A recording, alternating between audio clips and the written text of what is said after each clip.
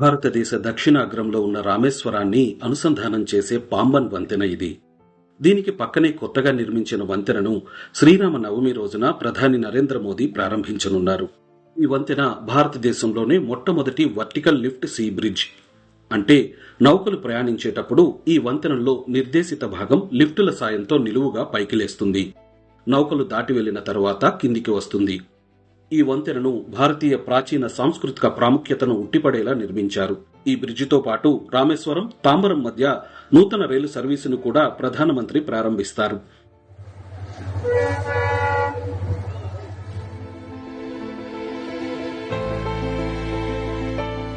భారతదేశంలో ఉన్న మిగిలిన రైలు బ్రిడ్జీల కన్నా పాంబన్ వంతెన భిన్నమైనది.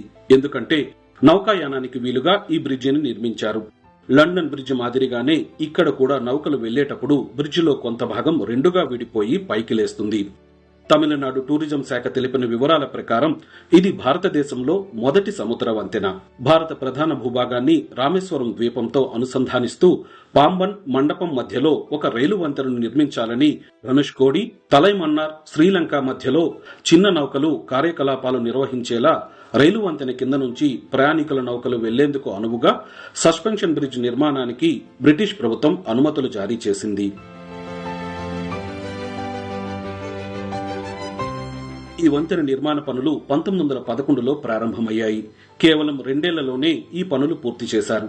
చెన్నై ఎగ్మోర్ నుంచి పాంబన్ రైల్వే వంతెన మీదుగా ధనుష్కోడి వరకు తొలి బోటు ట్రైన్ 1914 ఫిబ్రవరి 24న ప్రయాణించింది. షికాగోలోని షెర్జర్ రోలింగ్ లిఫ్ట్ బ్రిడ్జ్ కంపెనీ ఈ వంతెనను డిజైన్ చేయగా, ఇంగ్లాండ్లోని ధార్నబీ అండ్ టీస్ కు చెందిన హెడ్ రైటన్స్ అండ్ కో లిమిటెడ్ దీన్ని నిర్మించింది. సముద్ర మట్టానికి 12.5 మీటర్ల పైన ఈ వంతెన ఉంటుంది. దీని పొడవు 2.5 కిలోమీటర్లు. 143 పియర్స్ ఉంటాయి. నౌకలు వెళ్లగలిగేలా వంతెన మధ్యలో 289 అడుగుల పొడవైన సస్పెన్షన్ బ్రిడ్జి ఉంటుంది. 100 ఏళ్లకు పైగా సేవలందించిన పాంబన్ బ్రిడ్జిపై రైలు వెళ్తున్న సమయంలో విపరీతమైన వైబ్రేషన్లు వస్తున్నట్లు ఐఐటి మద్రాసు బృందం గుర్తించింది. దీంతో 2022 డిసెంబర్ 23 నుంచి పాంబన్ వంతెన గుండా వెళ్లే రైళ్లు రాకపోకలను నిలిపివేశారు. ఇప్పుడు దానికి సమాంతరంగా నిర్మించిన కొత్త బ్రిడ్జిని ప్రారంభించనున్నారు. పాంబన్ దగ్గర నిర్మించిన ఈ కొత్త వంతెన దేశంలోనే మొట్టమొదటి వర్టికల్ లిఫ్ట్ బ్రిడ్జ్.